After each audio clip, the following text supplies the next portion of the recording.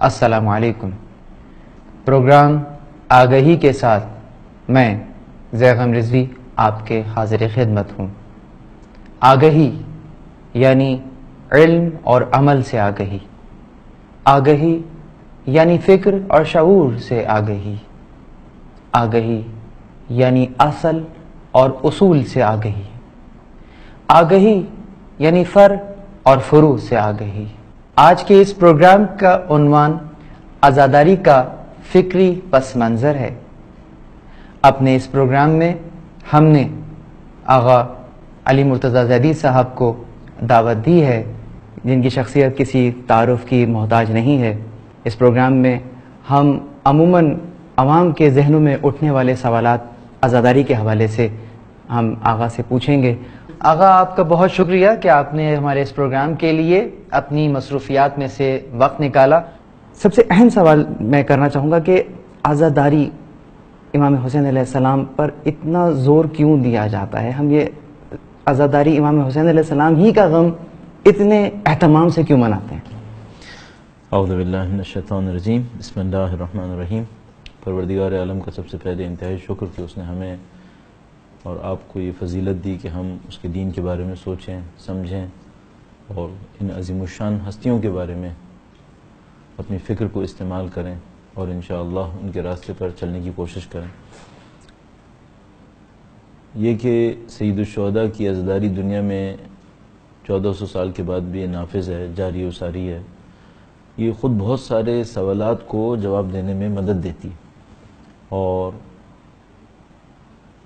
بہت ساری چیزوں کو انسان صرف اس مطلب پر غور کر کے حاصل کر سکتا ہے کہ ایسا کیوں ہو رہا ہے کہ سید الشہداء نے جو قربانی دی، جو کہ 1400 سال پہلے تھی اور ایک بیابان کے اندر تھی، جہاں پر جس کو آج کے زمانے میں انڈیپینڈنٹ آبزرورز کہا جاتا ہے، بالکل موجود نہیں تھے، اور کوئی ہسٹوریکل ریکارڈ جو آج کے ٹائم میں بات کی جاتی ہے وہ بھی ایز سچ وہاں پر موجود نہیں ہونا چاہیے تھا، لیکن اس کے باوجود سب کچھ ہو گیا اور موجود ہے۔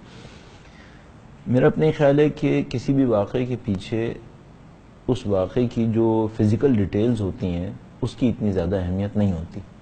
جو زیادہ اہمیت ہوتی ہے وہ اس کاز کی ہوتی ہے جس کی خاطر وہ واقعہ انجام پایا گیا۔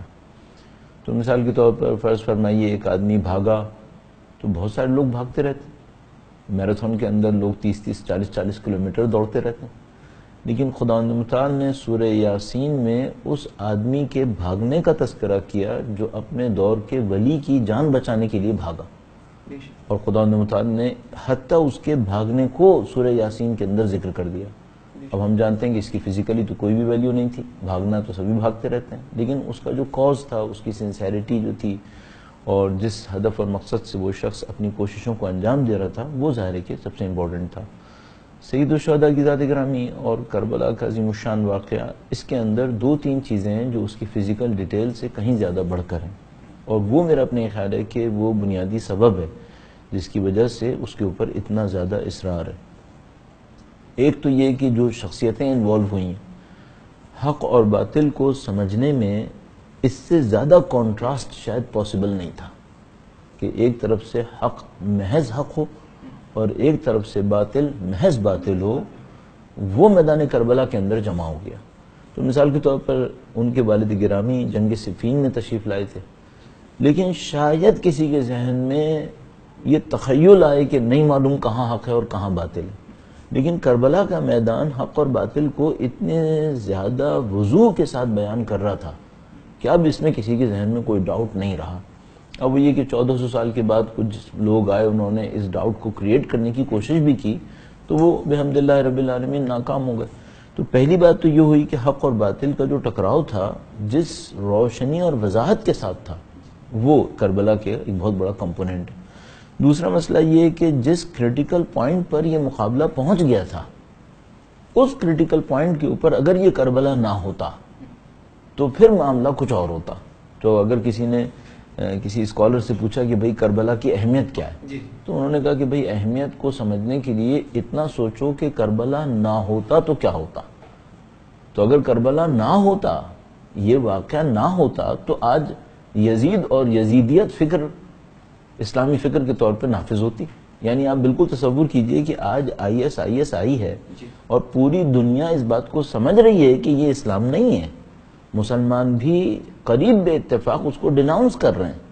اس کے باوجود اسلام کے لیے ایک دھبا بن گیا آئی ایس. اب آپ تصور کریں آئی ایس کی فکر ہی اسلام ہوتی تو کون اسلام کو ایکسیپٹ کرتا؟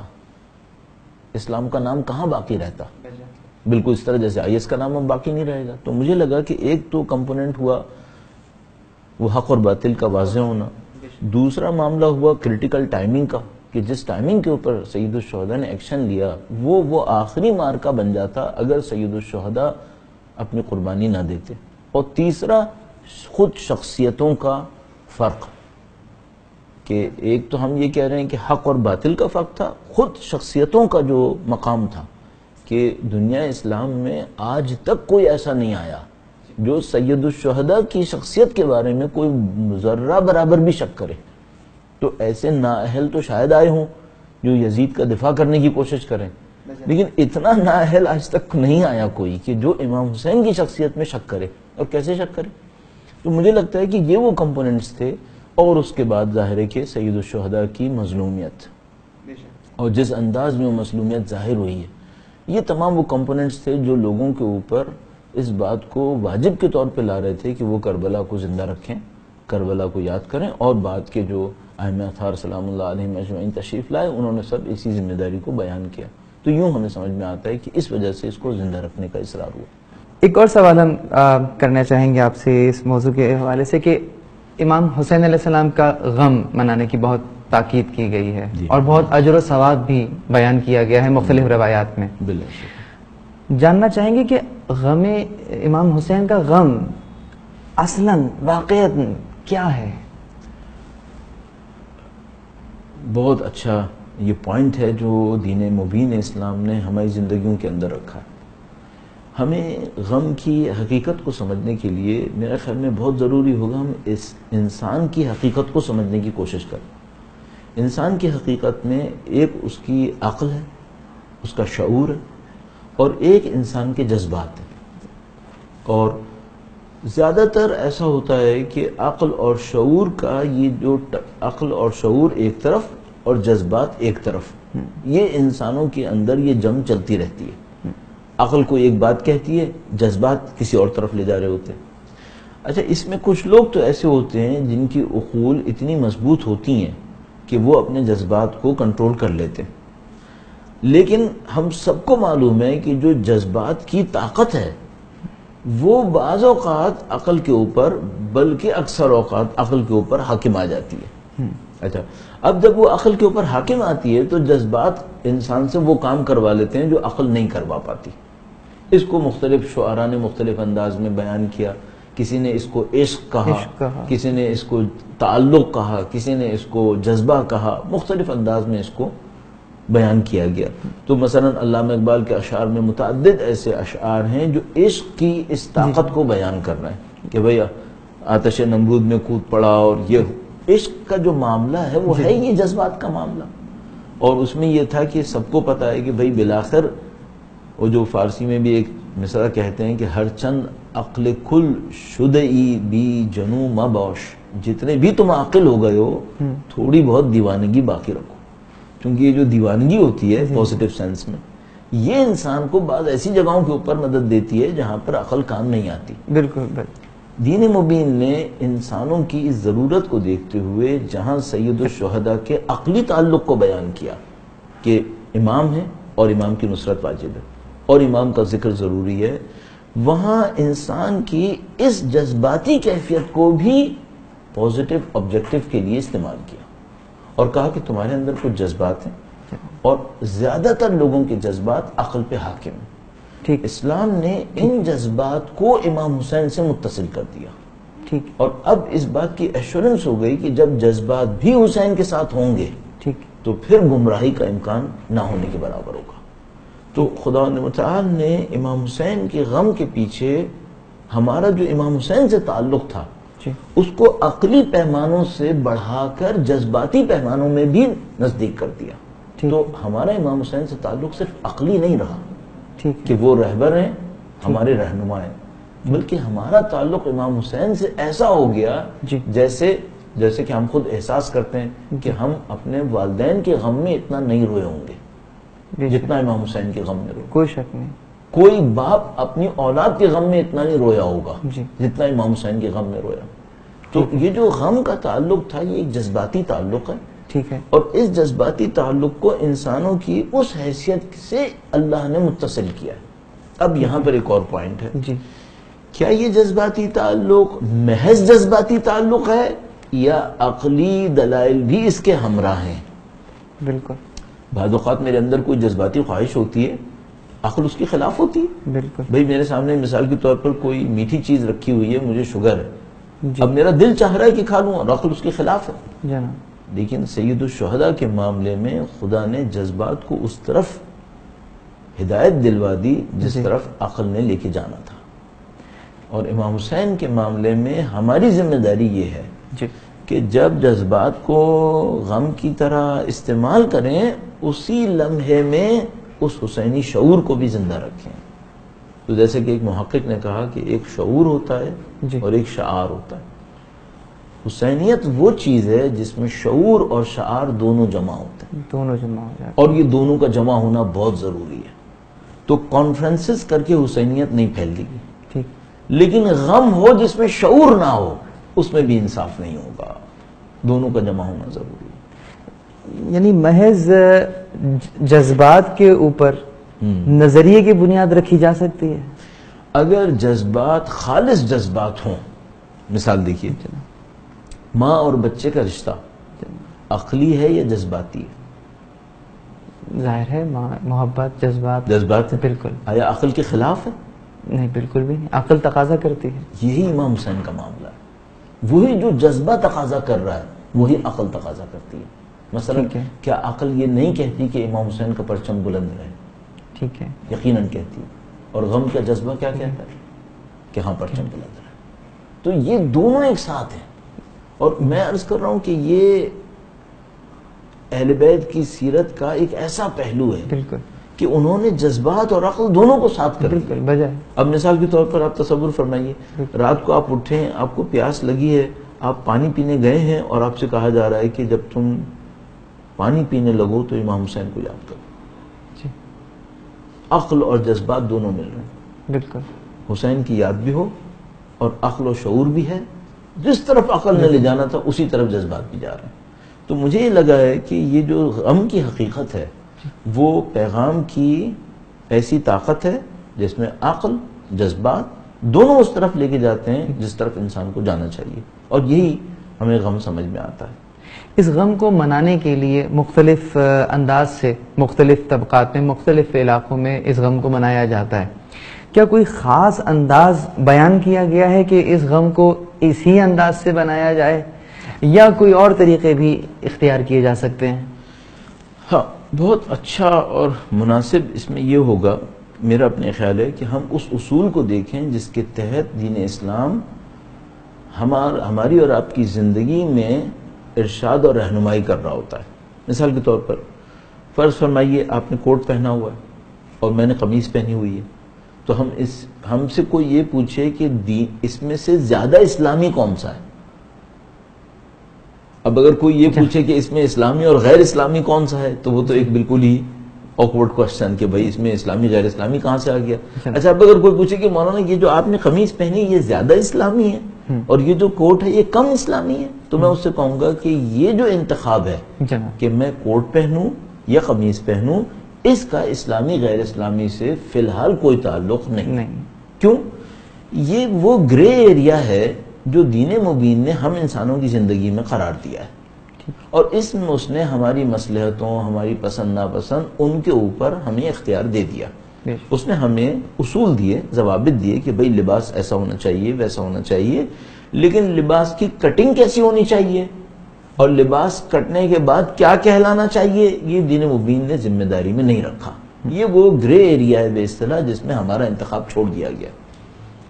سید الشہداء کی عزاداری کے اندر ایک اصل کلی ہے، وہ یہ کہ سید الشہداء کا غم منانا واجب ہے. ایک اور اصل کلی ہے کہ کوئی ایسا کام نہ ہو جو دین اسلام کے احکام کی مخالفت میں ہو. چونکہ غم کا مطلب ہی اسلام کا احیاء ہے، تو کوئی ایسا کام کرنا جائز نہیں ہے کہ جو دین اسلام کے احکام کے خلاف میں جائے۔ اچھا، اب اس کے بعد اگلا سوال وہ یہ کہ بھائی علم کا پرچم کتنے فٹ کا ہو، بالکل لمبائی میں ہو یا چوڑائی میں ہو، رنگ اس کا لال ہو یا کالا ہو یا کہ سفید ہو، تو ہم یہ کہیں گے یہ وہ سارے گرے ایریاز ہیں جو مختلف ثقافتوں کے لیے دین اسلام نے چھوڑ دیے۔ تو مثلا آپ عراق تشریف لے جائیے تو وہاں مولا ابو الفضل عباس علیہ السلام کے پرچموں کو آپ چوڑائی میں پائیں گے، آپ بر صغیر تشریف لائیے تو وہ آپ لمبائی اور اونچائی میں پائیں گے۔ اسی طریقے سے آپ مختلف علاقوں کے اندر تشریف لے جائیے تو کسی ایک زری یا کسی ایک شبی کی تعداد کو زیادہ پائیں گے اور کسی اور علاقے کے اندر اس زری یا شبی کی تعداد کو کم پائیں گے۔ میرا اپنا یہ خیال ہے کہ غم حسین کے کچھ بنیادی اصول ہیں، ان اصولوں کے بعد مختلف ثقافتوں کو، مختلف انداز کو دین اسلام نے میدان دیا ہے، اور یہ میدان دینا در حقیقت باعث بنا کہ مختلف قومیں حسینیت کے اندر اپنائیت احساس کریں۔ اگر دین اسلام میں اصول دے دیتا کہ بھئی یہ کنکریٹ میتھڈ ہے جس کے اوپر آپ کو عزا کرنی ہے، تو پھر شاید دوسری ثقافت کے لوگ وہ اپنائیت احساس نہیں کر سکیں گے۔ آج دنیا کی ہر قوم، چاہے وہ نائجیریا کے اندر کھڑے ہوں، چاہے وہ ملائیشیا کے اندر ہوں، چاہے وہ امریکہ میں ہوں، اور چاہے وہ یورپ میں ہوں، اور ہم برصغیر الحمدللہ سب کا سب حسین میرا، بالکل اسی اپنائیت کے ساتھ سب کر رہے ہیں۔ عزاداری عزادار سے کیا تقاضا کرتی ہے؟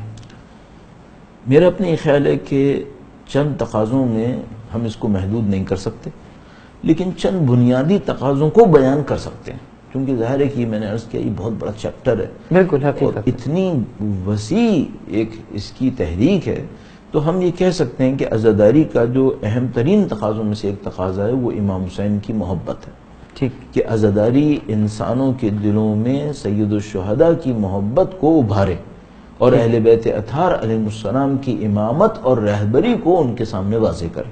ٹھیک، تو عزاداری کا ایک اصل ہوگا وہ یہ کہ یہ سید الشہداء کی محبت، اہل بیت اطہار سلام اللہ علیہم اجمعین کی محبت، ان کو ابھارے لوگوں کے دلوں کے اندر، لوگوں کو اس سے نزدیک لے کر آئے، اس کے ساتھ ساتھ ان کی رہبری اور امامت کو لوگوں کے سامنے واضح کرے۔ ٹھیک، اسی طریقے سے عزاداری انسانوں کو دین اور خدا سے وہ تعلق سکھائے جو امام حسین پوری زندگی دکھاتے رہے۔ ٹھیک، اگر کوئی کربلا کے واقعے کو چاہے سرسری جائزے میں ہی دیکھے تو کیا امام حسین کے اندر وہ عشق احساس نہیں کرے گا جو خدا کے لیے تھا، جو عبودیت اور بندگی کے لیے تھا؟ یہ عزاداری ہم سے ڈیمانڈ کر رہی ہے کہ تم جب سید الشہداء کی عزاداری میں جاؤ اور تم امام حسین کی اس شب عاشور کو دیکھو تو تمہارے اندر وہی عشق ابھرے جو امام حسین کی ذات گرامی نے خدا کے لیے، قرآن کے لیے، نماز کے لیے اظہار فرمایا تھا۔ بے شک۔ تو سید الشہداء اور اہل بیت کی محبت، سید الشہداء اور اہل بیت کی امامت، اس عشق اور اس رابطے کی طرف لوگوں کو لے کے جانا، اور آخری اگر پوائنٹ میں کہوں جس کے لامحدود پوائنٹ کہے جا سکتے ہیں، لوگوں کو اس نصرت کے لیے تیار کرنا جو 61 ہجرہ میں نہیں ہو پائی تھی۔ تو اگر 61 ہجرہ میں ان کو یہ کہنا پڑا حل من ناصر ینصرنا، یہ جو تلخ حقیقت ہے یہ تکرار نہ ہو، یہ عزاداری کا کام کہ اب اگر ان کے فرزند غیبت میں ہیں تو عملاً وہ ندا جاری ہے، کیونکہ اگر وہ ندا جاری نہ ہوتی تو ظہور ہو چکا ہوتا۔ بے شک۔ اب عزاداری کا کام یہ ہے کہ اس حل من ناصر ینصرنا کی جو بھی علت رہی تھی ساتھ نہ دینا، اس کا خاتمہ کرے، اتنا خاتمہ کرے کہ ہم غیبت کی مشکل سے باہر نکلیں، ہم حضور اور ظہور اہل بیت کی طرف جائیں، اور پھر ان کے فرزند کی نصرت کرتے ہوئے میدان کربلا آئندہ میں ساتھ دے سکیں۔ اس غم کو مناتے ہوئے یقیناً مختلف علاقوں میں مختلف رسوم پائی جاتی ہیں، اور عموماً ایسا ہوا کرتا ہے کہ بعض اوقات بعض لوگ اس پر اعتراض کرتے ہیں کہ نہیں یہ کام کرنا جو ہے وہ صحیح نہیں ہے، اور جو وہ کام انجام دے رہا ہوتا ہے وہ اس کو بہت ہی خلوص سے انجام دے رہا ہوتا ہے، اور پلٹ کر وہ سامنے یہی سوال رکھ دیتا ہے کہ نہیں تم جو ہو وہ مجھے عزاداری سے روک رہے ہو۔